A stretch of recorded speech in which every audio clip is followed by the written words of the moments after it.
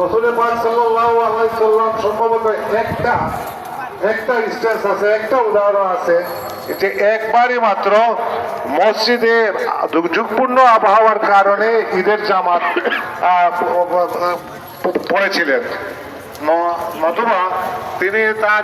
জীবদ্দশায় যতগুলো ঈদের জামাত হয়েছিল, তার নেতৃত্বে যতগুলা ঈদের জামাত অনুষ্ঠিত হয়েছিল, সবগুলা ঈদের জামাতই খোলা মাঠে অনুষ্ঠিত হয়েছিল। আর ঈদের জামাতের বৈশিষ্ট্য হলো এই জন্য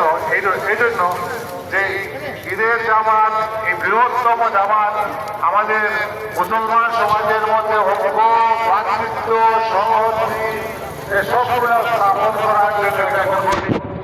আমরা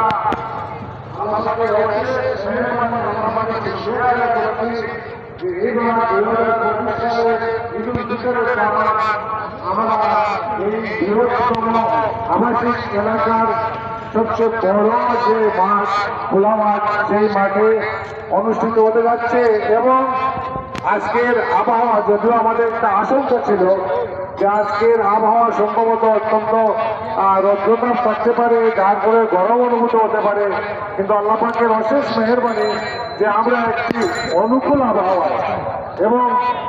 আমরা আবহাওয়ার যে ওয়েদারের যে ফোরকাস্ট দেখেছি যে দিনে বৃষ্টিপাতের সম্ভাবনা নাই এবং 10-11টা পর্যন্ত, সকাল 10-11টা পর্যন্ত এইরকমই আবহাওয়া বিরাজমান।